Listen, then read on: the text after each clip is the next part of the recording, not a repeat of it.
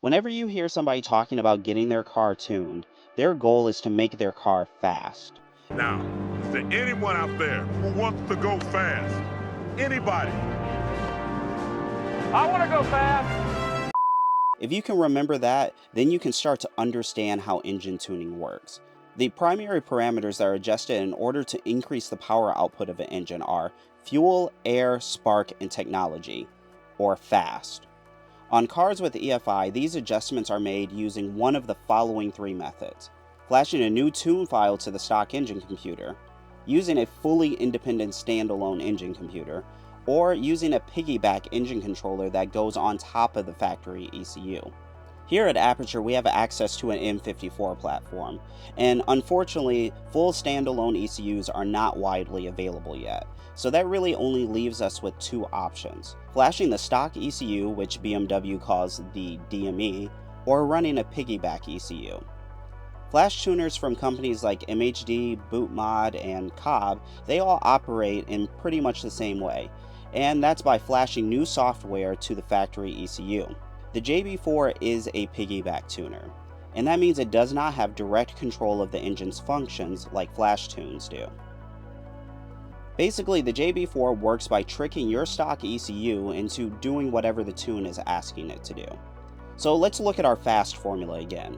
To control fueling, the JB4 reads and monitors the real AFRs coming from the O2 sensors, but then it turns around and reports a different AFR value to the ECU in order to get a response of more or less fueling. When looking at airflow, the JB4 intercepts the boost demand signal from the ECU and then adds on top of that. Basically, if the JB4 is targeting 14 psi of boost, what it does is it takes the 8 psi from the factory ECU and then adds 6 psi on top of that.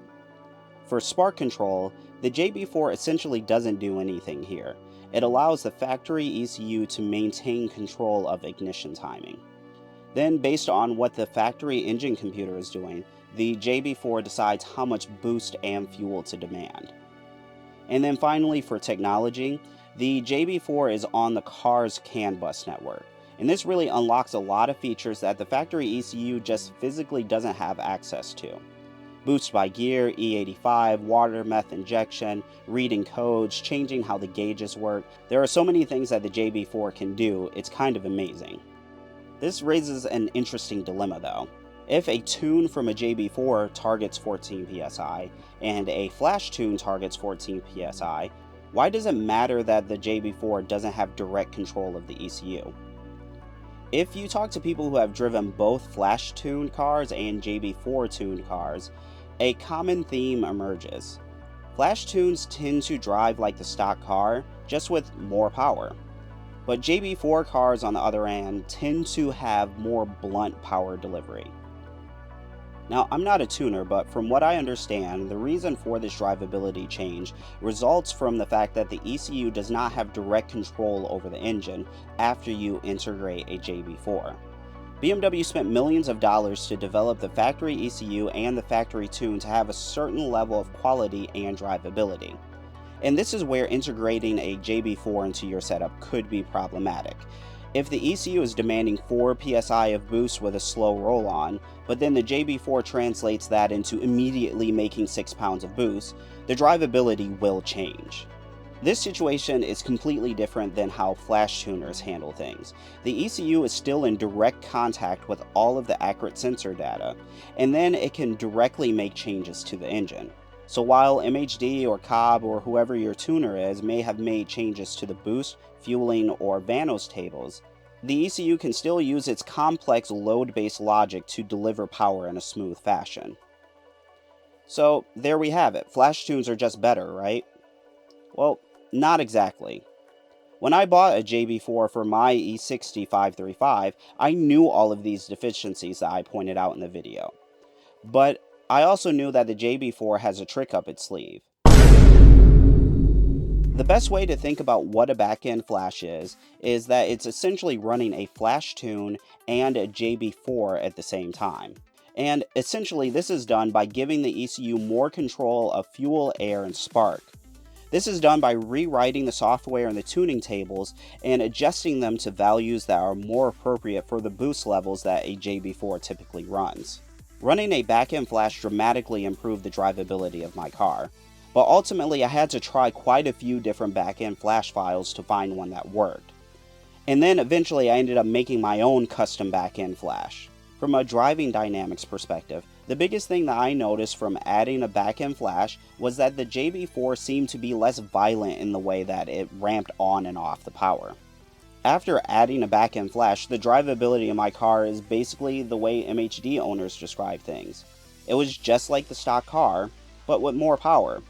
So in conclusion, does it really make sense to buy a JB4 in 2024 when robust tuning platforms from MHD, Cobb, and Boot Mode exist?